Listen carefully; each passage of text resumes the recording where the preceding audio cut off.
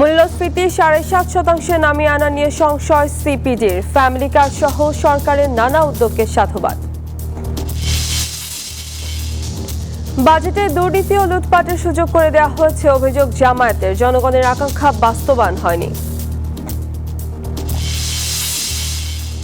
বাংলাদেশের উন্নয়নে সহযোগিতা করছে চীন, মন্তব্য মির্জা ফখরুলের। বিএনপি সরকারের নেতৃত্বে বিশ্বে সম্মানিত হবে দেশ।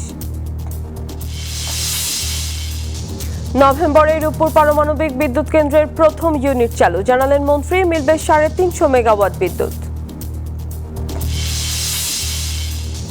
৮ দিনে নতুন রোগী ভর্তি বন্ধ। আইসিইউ রোগী নিয়ে বিপাকে স্বজনরা। মুমূর্ষুদের জন্য সেবা চালু রাখতে চায় কর্তৃপক্ষ। কুষ্টিয়ায় ১২ জনকে ছেড়ে দেওয়ার চেষ্টা। বিজিবির বাধা। পুশ ইন নিয়ে কাজ করবে দুই দেশ, জানালেন ভারতের হাইকমিশনার। স্বাগত জানাচ্ছি নিউজ 24 সংবাদের সঙ্গে আছি আমি সামিয়া তমা। দেখছিলেন বিআরবি কেবলস সংবাদ শিরোনাম। টানা ৪ বছরের উচ্চ মূল্যস্ফীতিকে নতুন অর্থ বছরে ৭.৫% নামিয়ে আনার যে লক্ষ্য ঠিক করেছে বিএনপি সরকার, তা পূরণে বাস্তবসম্মত পদক্ষেপ নেওয়ার তাগিদ দিয়েছে Centre for Policy Dialogue CPD. শুক্রবার রাজধানীর গুলশানে নতুন অর্থ বছরের প্রস্তাবিত বাজেট নিয়ে আনুষ্ঠানিক প্রতিক্রিয়ায় সংস্থাটির নির্বাহী পরিচালক ফাহমিদা খাতুন এই আহ্বান জানান। বলেন, বড় বাজেটে বড় আকাঙ্ক্ষা বাস্তবায়ন করাই এখন চ্যালেঞ্জ। অর্থনৈতিক পুনরুদ্ধার, বিনিয়োগ বৃদ্ধি, কর্মসংস্থান সৃষ্টি এবং দীর্ঘমেয়াদী সংস্কার কার্যক্রম এগিয়ে নেওয়ার সক্ষমতা প্রদর্শনের এটি সরকারের প্রথম বড় সুযোগ বলেও জানায় সিপিডি। যে সুদ ইত্যাদি দিতে যাওয়া ঋণের পরিমাণ জিডিপির তুলনায় বাড়ছে, সেটা আস্তে আস্তে এটার সাস্টেনেবিলিটি রিস্কটাও বাড়ছে। সেই ব্যাপারে কিন্তু সরকারকে সামনের দিনে ঋণের ব্যবহারটা সুচারুভাবে করতে হবে, সেটাই হচ্ছে মূল বিষয়। বাজেটে জনগণের আশা আকাঙ্ক্ষা বাস্তবায়নের রূপরেখা নেই, এমনটি মন্তব্য করেছেন জামায়াতের সেক্রেটারি জেনারেল মিয়া গোলাম পরোয়ার। শুক্রবার রাজধানীর মগবাজারে বাজেট প্রতিক্রিয়ায় সংবাদ সম্মেলনে কথা বলেন তিনি। গোলাম পরোয়ার বলেন, দুর্নীতি ও লুটপাটের সুযোগ করে দেওয়া হয়েছে এই বাজেটে, যা বিগত ফ্যাসিস্ট সরকারের পথকেই অনুসরণ করার শামিল। আওয়ামী লীগ যে ফ্যাসিবাদের রাস্তা দেখিয়ে গিয়েছিল, বিএনপি সরকার সেই পথেই হাঁটছে, এমনটিও মন্তব্য করেন তিনি। কিন্তু সরকারের ঘোষিত বাজেটে জনগণের আশা আকাঙ্ক্ষা ও জীবনমান উন্নয়নের বার্তা প্রতিফলিত হয়নি। বাংলাদেশকে একটি স্বনির্ভর দুর্নীতিমুক্ত রাষ্ট্র প্রতিষ্ঠা করার রূপরেখাও এই বাজেটে পরিলক্ষিত হয়নি। এই যে একটা দুর্নীতির যে চক্র আছে, এই চক্রের সাথে রাজনৈতিক দুর্বৃত্তায়ন সহ মিলিয়ে লুটপাটের একটা বিশাল আয়োজন করার জন্য যে একটা বড় বাজেট স্বাস্থ্য খাতেও দেওয়া হয়েছে। সারা পৃথিবীতে চীন শক্তিশালী দেশে পরিণত হয়েছে বলে মন্তব্য করেছেন স্থানীয় সরকার, পল্লী উন্নয়ন ও সমবায় মন্ত্রণালয়ের মন্ত্রী মির্জা ফখরুল ইসলাম আলমগীর। শুক্রবার ঠাকুরগাঁও শহরের শহীদ মোহাম্মদ আলী স্টেডিয়ামে এসব কথা বলেন তিনি। এ সময় বাংলাদেশ চীন ফ্রেন্ডশিপের যৌথ আয়োজনে ঠাকুরগাঁও জেলার ৬৫০০ শিক্ষার্থীর মাঝে স্কুল ব্যাগ বিতরণ করেন তিনি। মন্ত্রী বলেন, চীন বিভিন্ন দেশের মতো বাংলাদেশকেও উন্নয়নের ক্ষেত্রে সমর্থন দিচ্ছে। দেশের রাস্তাঘাট, ব্রিজ, কালভার্ট, শিক্ষা প্রতিষ্ঠানের উন্নয়নের জন্য চীন সমর্থন দিচ্ছে বলেও জানান তিনি। চীন প্রতিদিনই বদলায়, প্রতিদিনই তো উন্নত হয়, উন্নত থেকে উন্নততর হচ্ছে। আজকে সারা পৃথিবীতে চীন একটা শক্তিশালী দেশে পরিণত হয়েছে। বিএনপি সরকারের নেতৃত্বে আবারও বিশ্বের বুকে সম্মানজনক জায়গা অর্জন করবে দেশ, মন্তব্য করেছেন বিএনপির স্থায়ী কমিটির সদস্য আব্দুল মঈন খান। দুপুরে জাতীয় প্রেস ক্লাবে জিয়াউর রহমানের ৪৫তম শাহাদত বার্ষিকী উপলক্ষে মৎস্যজীবী দলের আলোচনা সভায় তিনি কথা বলেন।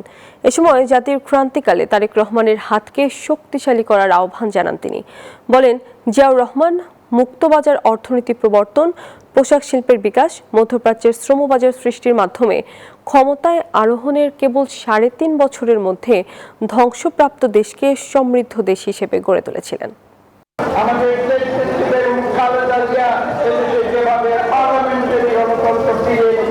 সেই আদর্শ স্মরণ করে এবং সর্বশেষ আজকে জাতির এই ক্রান্তিকালে আমাদের প্রিয় নেতা জনাব তারেক রহমান, আমাদের প্রিয় প্রধানমন্ত্রী, তার দিক নির্দেশনা, সেই দিক নির্দেশনা অনুসরণ করে আমরা বাংলাদেশকে বিশ্বের বুকে আমরা আবার নতুন করে একটি জাতি হিসেবে আমরা সম্মানজনক অবস্থানে নিয়ে যাব। নভেম্বরে রূপপুর পারমাণবিক বিদ্যুৎ কেন্দ্রের প্রথম ইউনিট চালু করা যাবে বলে জানিয়েছেন বিদ্যুৎ জ্বালানি ও খনিজ সম্পদ মন্ত্রী ইকবাল হাসান মাহমুদ টুকু। বলেন, এই কেন্দ্র থেকে পাওয়া যাবে 350 মেগাওয়াট বিদ্যুৎ। শুক্রবার সাংবাদিকদের সঙ্গে আলাপকালে তিনি এসব কথা বলেন। সিনক্রোনাইজেশনটা করার জন্য আমাদের পিজিসিবি কতখানি রেডি, আমার ডিস্ট্রিবিউশন কতখানি রেডি, এটা নিয়ে পর্যালোচনা করলাম। 300-350 মেগাওয়াট দিবে, সেটার জন্য মোটামুটিভাবে পিজিসিবি কাজ করছে এবং নভেম্বরের মধ্যে রেডি হয়ে যাবে। আর দিনে 6 শিশুর মৃত্যুর ঘটনায় লাইসেন্স বাতিলে সরকারি সিদ্ধান্তের পর থেকে বন্ধ রয়েছে হাসপাতালটির নতুন রোগী ভর্তির কার্যক্রম। শুক্রবার বহির্বিভাগে চিকিৎসা নিতে আসা অনেক রোগীকে ফিরে যেতে হয়। শুধু নতুন রোগী ভর্তির ক্ষেত্রেই নয়, লাইসেন্স বাতিল হওয়ায় বহির্বিভাগ, জরুরি বিভাগ, কনসালটেন্সি সহ সব সেবা বন্ধ রয়েছে। এতে বিপাকে পড়েছেন ভর্তি থাকা ও সেবা নিতে আসা রোগীরা। এদিকে আগামী 72 ঘন্টার মধ্যে ভর্তি থাকা রোগীদের অন্যত্র সরিয়ে নিতে নির্দেশ দিয়েছে স্বাস্থ্য অধিদপ্তর। সরকারের সিদ্ধান্তের বিরুদ্ধে আপিল করার কথা জানিয়েছে আদ্দিন কর্তৃপক্ষ। এ সময়ের মধ্যে চিকিৎসা কার্যক্রম চালিয়ে যেতে চান তারা। তো বাচ্চার এখন অক্সিজেন চলতেছে, বাচ্চা ক্রিটিক্যাল অবস্থা, বাচ্চার এখন যে কোনো মুহূর্তে পিএইচসিও লাগতে পারে। এখন এই মুহূর্তে আমার বাচ্চাকে আমি কোন হসপিটালে নিয়ে যাব? আমার রোগী আইসিইউতে আছে, তো আইসিইউ থেকে তো আর আমি চাইলেই হুট করে আমি কোথাও নিয়ে যেতে পারতেছি না, শিফট করতে পারতেছি না। সরকারের যে সিদ্ধান্ত নিয়েছে সেই সিদ্ধান্ত পুনর্বিবেচনার জন্য নির্ধারিত সময়ের মধ্যে আমরা আপিল করব। আমরা আশা করব জনগণের কথা বিবেচনা করে সরকার জনস্বার্থে হাসপাতালের স্বাভাবিক কার্যক্রম চলমান রাখবেন। আবারও বিএসএফ এর পশ্চিম চেষ্টা রুখে দিল বিজেপি। সকালে কুষ্টিয়ার দৌলতপুর উপজেলার প্রাকপুর সীমান্ত দিয়ে 12 জনকে পশ্চিম চেষ্টা করেছে বিএসএফ। স্থানীয় বাসিন্দাদের সাথে নিয়ে রুখে দেয় বিজিবি। শুধু তাই নয়, পাড়াগুলোতেও সন্ধ্যার পর থেকে সতর্ক অবস্থানে আছেন গ্রামবাসীরা। কুষ্টিয়ার দৌলতপুর উপজেলার প্রাকপুর সীমান্ত দিয়ে 12 জনকে পুশিনের চেষ্টায় রুখে দিয়েছে বিজিবি। সকালে এই অবৈধ পুশিনের চেষ্টা চালায় বিএসএফ। বিজিবির কঠোর প্রতিরোধে বর্তমানে সীমান্তের শূন্যরেখায় অবস্থান করছেন তারা। এদিকে পুশিনের সব ধরনের অপচেষ্টা প্রতিরোধে সতর্ক অবস্থানে থাকার কথা জানান বিজিবির এই কর্মকর্তা। স্থানীয় জনগণ এবং বর্ডার গার্ড বাংলাদেশের যৌথ প্রচেষ্টা এই ধরনের পুশিন সংক্রান্ত যে কোনো ধরনের অপতৎপরতা রুখে দেওয়ার জন্য সর্বদা সজাগ আছে। আমাদের একটাই কথা, পুশিং গ্রহণযোগ্য না, পুশিং করতে দেওয়া হবে না। পুশিন প্রতিহত করতে উত্তরের সীমান্ত জেলা পঞ্চগড়ের 277 কিলোমিটার ভারত বাংলাদেশ সীমান্তে বিজিবির কড়া নজরদারি ও টহল অব্যাহত রয়েছে। 5 জুনের পর এই সীমান্ত দিয়ে আর কোনো পুশিনের চেষ্টা করেনি বিএসএফ। পুশিং করতেছে, আমরা বিজিবির সাথে টহল দিচ্ছি। ঝড় বৃষ্টি যাই হোক, বিজিবি ভাইয়েরা ভালো মতো টহল করতেছে যাতে ভারতের বিএসএফ পুশিং না করতে পারে বাংলাদেশে। আমরাও স্থানীয়রা আছি বিজিবি ভাইয়ের পাশে। লালমনিরহাট সীমান্তে পুশিং ঠেকাতে বিজিবির পাশাপাশি কড়া পাহারায় রয়েছে গ্রামবাসীও। ইন্ডিয়া থেকে বাংলাদেশে কোনো লোক পার হয়ে দিতে না পারে, সেই জন্য আমরা প্রত্যেকটা জনগণ ও সীমান্ত পাহাড়ের লোক সচেতন আছি। কুড়িগ্রাম সীমান্তে পুশিং ঠেকাতে বিজিবির পাশাপাশি কড়া পাহারায় রয়েছে সীমান্তবাসী। বিশেষ করে পাহাড়গুলোতে সন্ধ্যার পর থেকেই গ্রামবাসীদের মধ্যে সতর্ক অবস্থান নেন স্থানীয়রা। তারা যাতে কেউ অবৈধভাবে বাংলাদেশে প্রবেশ করতে না পারে, বিজিবির সাথে আমরা সচরাচর অ্যাক্টিভ সতর্ক অবস্থানে আছি। এদিকে জামালপুরের বকশীগঞ্জ সীমান্তে পুশিনের ঘটনায় সীমান্ত উত্তেজনার পর বর্তমানে পরিস্থিতি স্বাভাবিক রয়েছে। Desk report, news 24। দর্শক, এই বিষয়ে আরো খবরাখবর জানাতে সরাসরি যুক্ত হচ্ছেন সহকর্মী মাহতাবুদ্দিন লালন। সীমান্তের বর্তমান পরিস্থিতি কেমন দেখতে পাচ্ছেন, জানাবেন। তবে বর্তমান পরিস্থিতি যদি বলি, আজকে সকালে ভারতীয় সীমান্তরক্ষী বাহিনী বিএসএফ 12 জন যে ব্যক্তিকে বা 12 জনকে যে পুশিনের চেষ্টা করছে, সেই 12 জনের এখনো পরিচয় নিশ্চিত হতে পারেনি বিজিবি। তারা বলছে যে যেহেতু সৈন্যরেখাতে অবস্থান করছে, পাশাপাশি বিজিবির পক্ষ থেকে বলা হয়েছে যে জোরপূর্বক বা ক্ষমতার অপব্যবহার করে এই ধরনের পুশিন কোনো অবস্থাতেই আসলে বরদাস্ত করবে না বিজিবি। তারা বলছে যে ইতিমধ্যেই কিন্তু এলাকাবাসী বা স্থানীয় বাসিন্দা যারা রয়েছেন তারাও কিন্তু তাদের সাথে একত্রিত ঘোষণা করেছেন। বিজিবি সদস্যদের পাশাপাশি কিন্তু স্থানীয় বাসিন্দারাও কিন্তু সীমান্তের বাংলাদেশ অংশে কিন্তু তারা অবস্থান নিয়েছেন এবং যে 12 জনকে পুশিন করার চেষ্টা করেছে বিএসএফ, সেই 12 জন কিন্তু এখনো শূন্য রেখাতে সীমান্তে অবস্থান করছে। তবে বিজেপির পক্ষ থেকে বলা হচ্ছে যে 12 জনকে তারা পুশিং করার চেষ্টা করছে, তাদের মধ্যে 4 জন পুরুষ, 4 জন নারী এবং 4 জন শিশু রয়েছে। সর্বশেষ যে অবস্থা, আমি 47 বিজিবি ব্যাটালিয়নের অধিনায়ক লেফটেন্যান্ট কর্নেল রাশেদ কামাল রনির সাথে কথা বলে জেনেছি। তিনি বলছেন যে ইতিমধ্যেই অতিরিক্ত বিজিবি সদস্য কিন্তু আসলে এই সীমান্তে মোতায়েন করা হয়েছে, টহল জোরদার করা হয়েছে। পাশাপাশি যেহেতু এটা পদ্মা নদী বিধুষ্ট এলাকা, সেই ক্ষেত্রে নদীতেও কিন্তু আসলে টহল কার্যক্রম ইতিমধ্যে বিজিবির পক্ষ থেকে স্পিড বোট এবং নৌকা যুগে কিন্তু আসলে জোরদার করা হয়েছে। তারা বলছেন যে অবৈধ অনুপ্রবেশ এবং ক্ষমতার অপব্যবহার করে বিএসএফ যে গায়ের জুড়ে পুশিং করার চেষ্টা করছে, সেটি তারা যে কোনো মূল্যে রুখে দেবে। সীমান্তে নিরাপত্তা নিশ্চিত করা এবং সীমান্তে বসবাসরত নাগরিকদের আসলে উদ্বিগ্ন না হওয়ার আসলে প্রতিশ্রুতি দিচ্ছেন। তারা বলছেন যে ইতিমধ্যেই কিন্তু বিজেপির পক্ষ থেকে সব ধরনের উদ্যোগ নেওয়া হয়েছে। স্থানীয় বাসিন্দারাও কিন্তু আসলে বিজেপিকে সমর্থন জানিয়েছেন। তারা যে কোনো ধরনের পুশিং বা জোরপূর্বক কোনো কিছু করার চেষ্টা করা হলে সেটি তারা রুখে দিতে সক্ষম হবেন। তো এই ছিল কুষ্টিয়ার দৌলতপুর সীমান্তে থেকে সর্বশেষ। তমা। লালন, ধন্যবাদ আপনাকে। নয়াদিল্লিতে 4 দিনের বিজিবি ও বিএসএফ এর মহাপরিচালক পর্যায়ের বৈঠক শেষে বাংলাদেশ ও ভারত সীমান্তে সমন্বিত টহল ও গোয়েন্দা তথ্য আদান প্রদান আরও জোরদারের সিদ্ধান্ত নেওয়া হয়েছে। শুক্রবার এক যৌথ বিবৃতিতে বলা হয়েছে, অবৈধ সীমান্ত অতিক্রম, মানব পাচার, চোরাচালান এবং সীমান্ত ব্যবস্থাপনা নিয়ে আলোচনা হয়েছে। বিজিবি ও বিএসএফ সীমান্তে শান্তি ও স্থিতিশীলতা বজায় রাখার অঙ্গীকার পুনর্ব্যক্ত করে নজরদারি, গোয়েন্দা তথ্য বিনিময় এবং আন্তঃসীমান্ত অপরাধ দমন যৌথ উদ্যোগ অব্যাহত রাখার কথা জানিয়েছে। দুই পক্ষের পরবর্তী বৈঠক আগামী নভেম্বরে ঢাকায় অনুষ্ঠিত হবে বলেও জানানো হয়েছে। পুশিং নিয়ে কাজ করবে বাংলাদেশ ভারত, জানিয়েছেন ঢাকায় নিযুক্ত ভারতের নতুন হাইকমিশনার দীনেশ ত্রিবেদী। দুপুর 12টার দিকে বেনাপোল স্থলবন্দর পৌঁছালে সাংবাদিকদের সঙ্গে আলাপকালে তিনি কথা বলেন। এ সময় দুদেশের মধ্যে শান্তি ও সম্প্রীতি প্রতিষ্ঠায় একযোগে কাজ করার প্রত্যয় ব্যক্ত করেন তিনি। আরও বলেন, বাংলাদেশ ও ভারত ঐক্যবদ্ধ থাকলে বিশ্বের যে কোনো লক্ষ্যে অর্জন করা সম্ভব। দুই দেশ একত্রে কাজ করলে অন্যতম শক্তিশালী গণতন্ত্র এবং একটি বৈশ্বিক শক্তি হিসেবে আবির্ভূত হতে পারে। ডেমোক্রেসিতে অনেকবার ইস্যুস থাকে। আপনার একটা বাংলাদেশের স্ট্রং ডেমোক্রেসি, আমাদেরও স্ট্রং ডেমোক্রেসি। দুই ডেমোক্রেসি মিলে গেলে একটা ওয়ার্ল্ড পাওয়ার হয়ে যাবে, একটা পুরো ইকোনমিক ওয়ার্ল্ড পাওয়ার হয়ে যাবে। কিন্তু এই মেলামেশাটা দরকার, আর এর জন্য আমার যা দায়িত্ব আছে আমি নিশ্চয়ই পালন করব, কিন্তু আপনার সাপোর্ট থাকা। দীর্ঘ 21 বছর পর শনিবার কক্সবাজার সফরে যাচ্ছেন প্রধানমন্ত্রী তারেক রহমান। 2 দিনের সফরে একটি খাল পুনর্খনন উদ্বোধন করবেন তিনি। উদ্বোধন করবেন বৃক্ষরোপণ কর্মসূচিরও।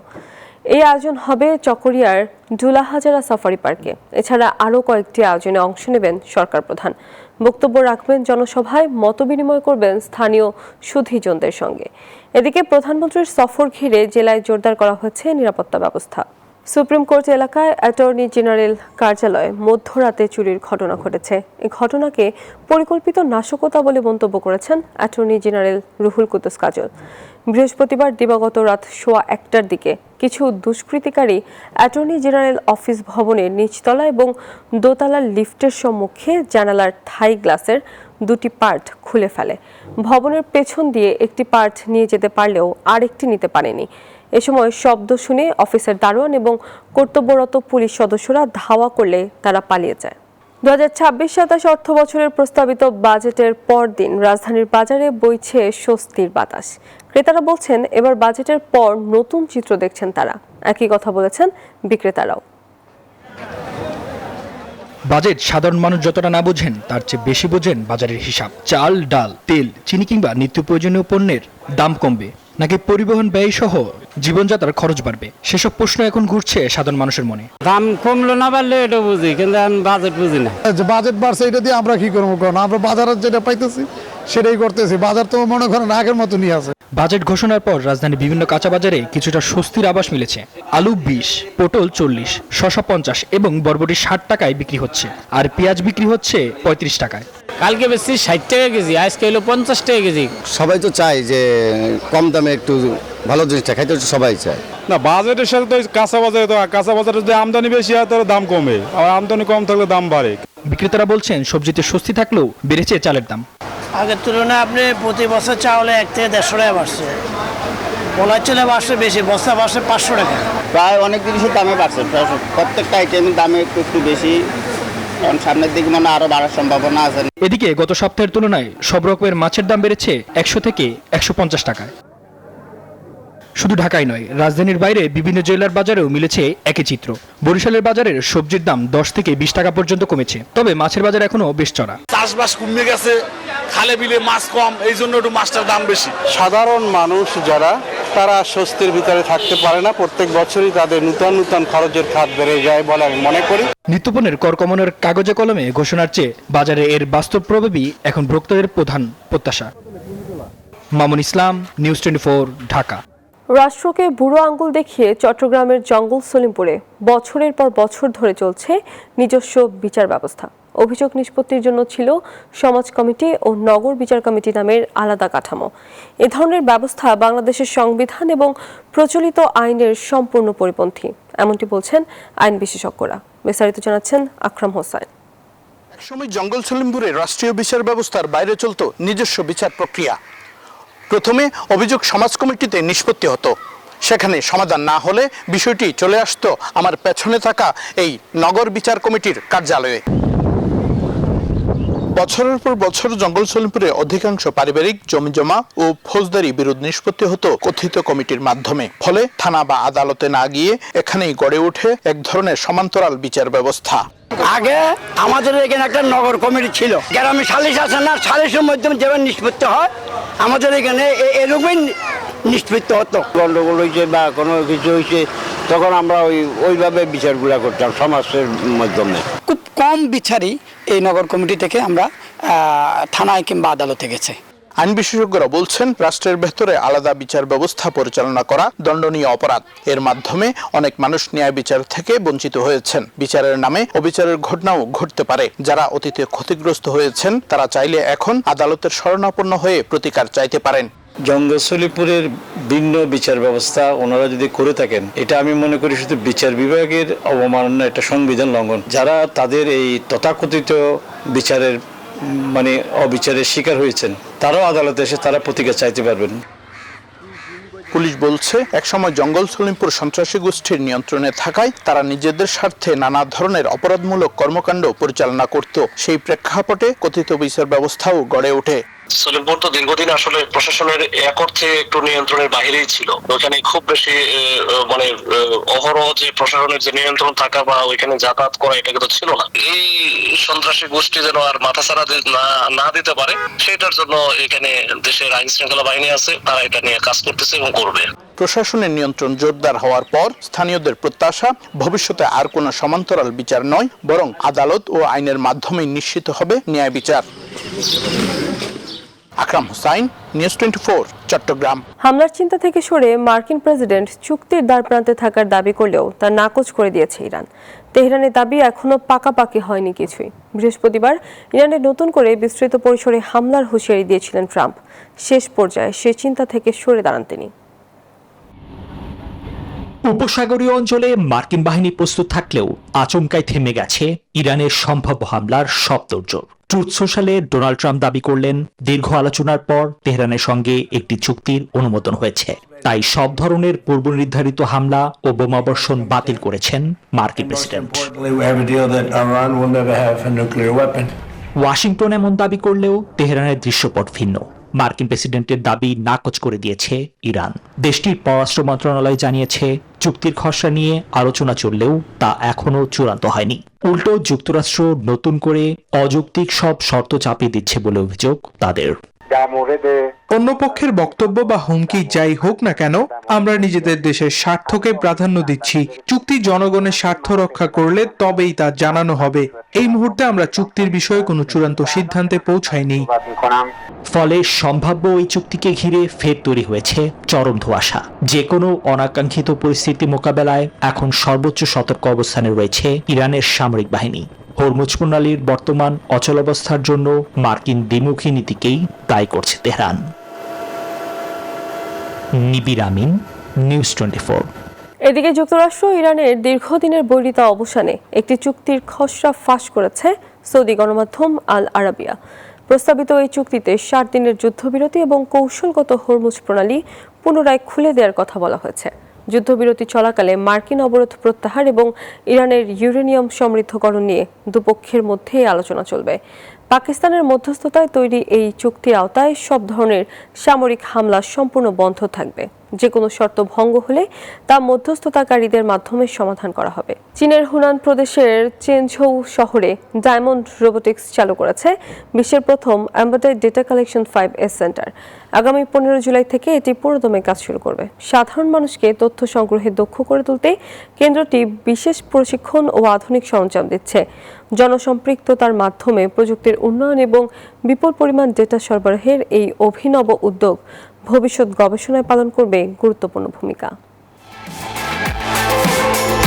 বদ্ধ পরিবেশে ডেটা সংগ্রহের চিরাচরিত প্রথা ভেঙে সাধারণ মানুষকে এই প্রক্রিয়ায় যুক্ত করার লক্ষ্যেই তৈরি হয়েছে এই কেন্দ্র। প্রদর্শন, প্রশিক্ষণ, সরঞ্জাম, সেবা ও সমন্বয়ের মতো 5টি গুরুত্বপূর্ণ ধাপে সাজানো হয়েছে এর সার্বিক কার্যক্রম।